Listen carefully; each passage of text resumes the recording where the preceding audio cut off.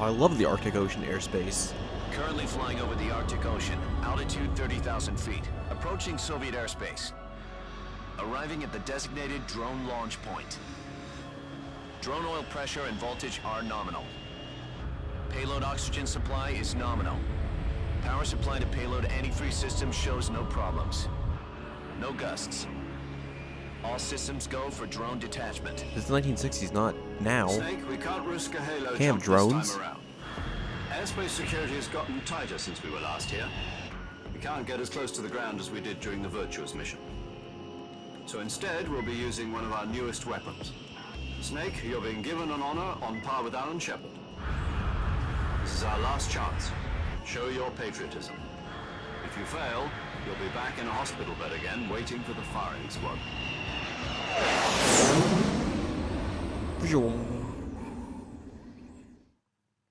So how does it feel to be a patient in one of the most advanced ICUs in the world? Would you do me a favor and tell the suits about visiting hours? I'll never get better with them assaulting me day and night with their questions. Must be part of the top brass's inquiry. More like an interrogation. According to them, I'm a traitor and an accomplice to the boss's defection. They're just looking for a scapegoat. Does that mean they're after you, too? Let's just say neither one of us is going to be made a national hero out of this. Does this mean Fox is going to die?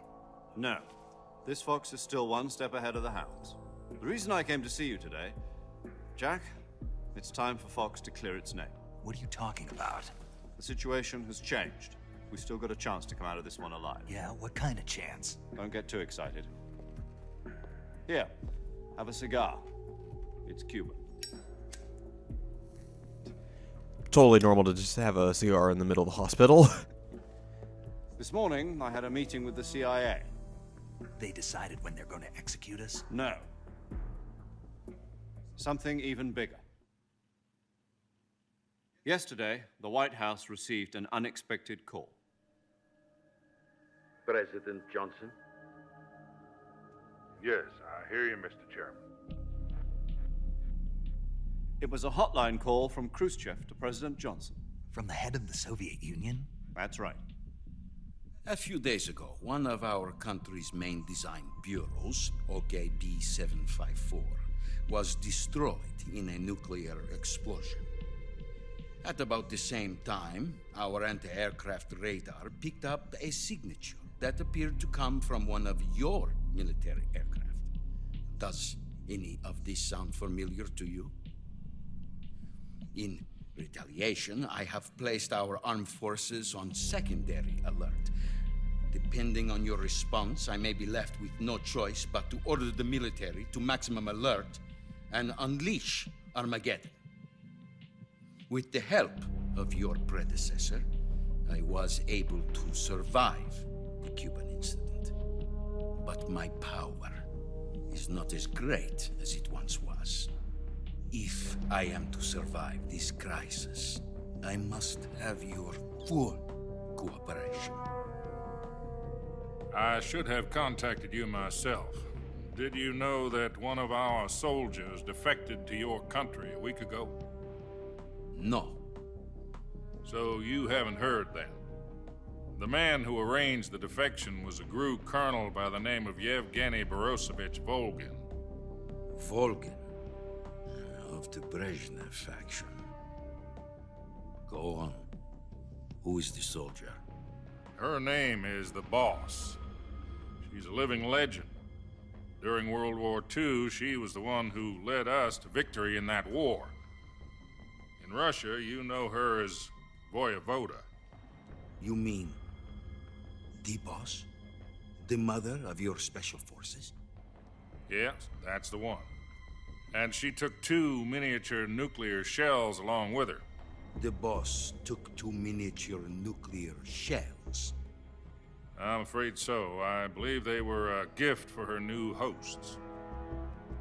The Davy Crockett Atomic Battle Group delivery system was completed 2 years ago. But serious problems were found with the launcher's range and precision. Although they were mass-produced, they've never been deployed in battle. But Sokolov's research facility was completely wiped out. The whole area is polluted. I can only offer you my deepest condolences over this terrible tragedy. So, the boss, with Colonel Volgin's help, stole 2 experimental nuclear shells and took them with her as gift when she defected. Then, shortly thereafter, Sokolov's design lab, a top-secret military research facility, was destroyed by one of these weapons. Am I right so far? Yes, that's correct. And the American government denies any involvement in the affair. Is that right as well?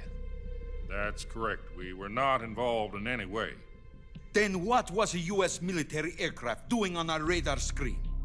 It was clearly in violation of our airspace.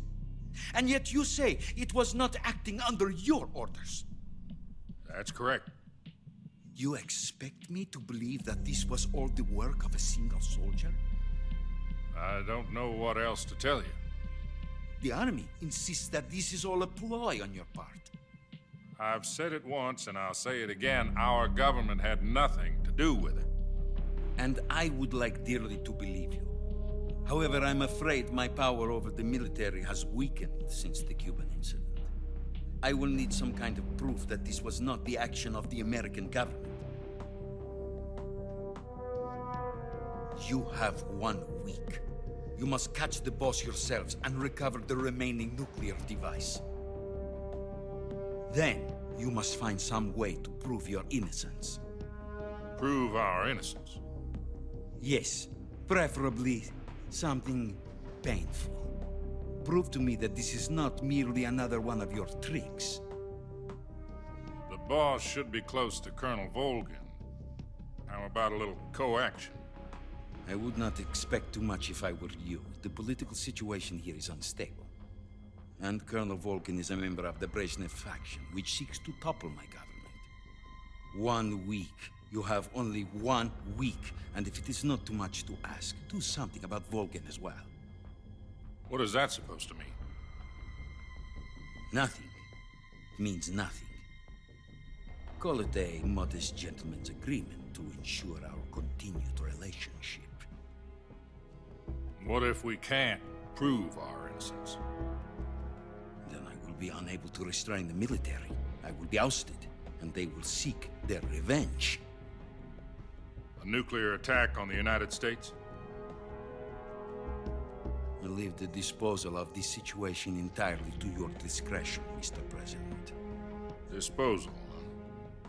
If you fail, it will mean the beginning of a new world war. To put it simply, in order to avoid a full-scale nuclear conflict, we have to prove that America was not involved in that explosion. And eliminating the boss ourselves will prove America's innocence? Right. The higher-ups have decided that you're the only one capable of pulling this off.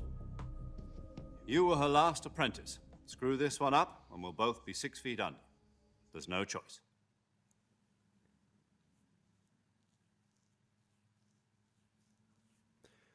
The phone call was Are clearly the Russians going to be helping historically us? accurate.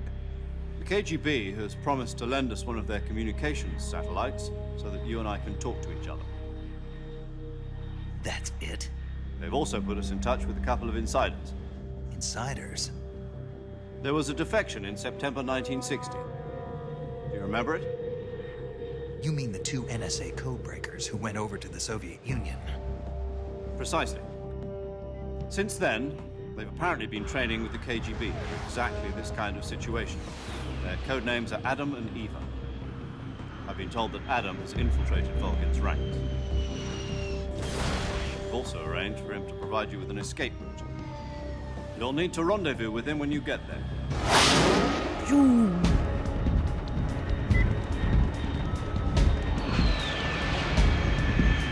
Away we go.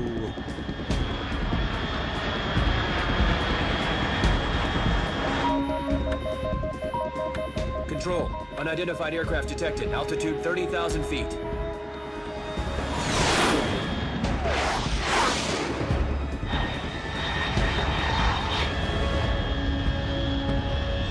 It's fast.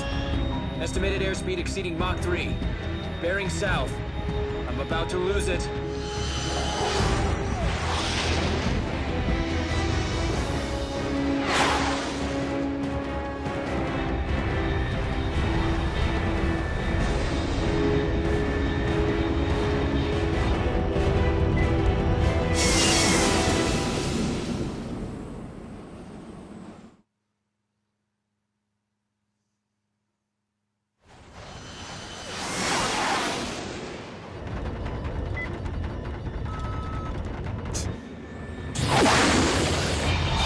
Oh man, this is not going to be pleasant.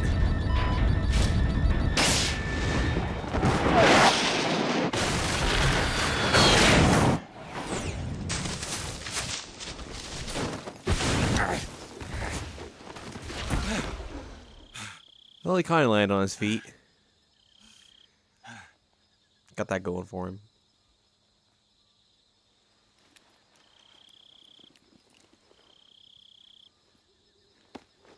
Brush your shoulders off.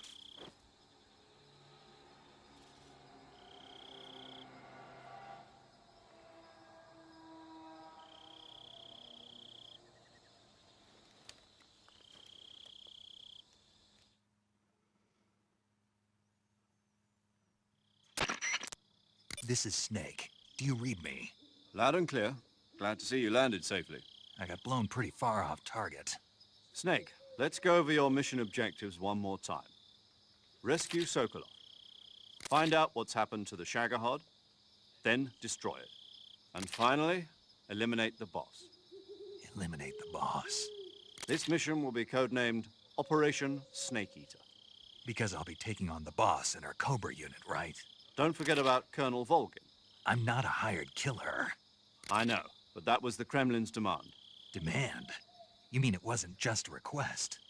What's it to us if the Khrushchev regime is threatened by the Colonel and his faction? If supporting the current regime helps us avoid a nuclear exchange, then that's what we'll do. And what are the CIA's demands? Our priorities are the rescue of Sokolov and the destruction of the Shagohod. Roger that, Major Tom. Hold on, Snake. What now? I'm changing my codename. It turns out Tom wasn't the most auspicious choice. What do you mean? Well, the truth is, when I chose my codename, I picked the wrong one. The wrong one? Did you ever see the movie The Great Escape? It came out last year. Oh, must have missed that one. Anyway, it's based on a true story about prisoners who escaped from a POW camp in Nazi Germany. The prisoners dig 3 tunnels as part of their plan, but the Nazis find 2 of the tunnels before they're finished. The prisoners succeed in escaping by using the last remaining tunnel. The names of those 3 tunnels were Dick, Harry, and Tom. I get it. You used the name of the tunnel they escaped in as your code name because you thought it would bring you good luck. Yes, that's exactly right. At least, that was the plan. But But I got the name wrong. The one they escaped in was Harry. Tom was one of the unlucky tunnels. It was discovered by the Nazis before it was finished. I watched the movie again just to make sure. In fact, I even ordered the actual film from the movie company. yeah, it doesn't sound like the greatest name to use. So what should I call you? You know, let's just use Zero, like we've been doing all along. All right then. Major Zero it is. We'll start over from square one. From square 0. My frequency? Ho ho! 140.85.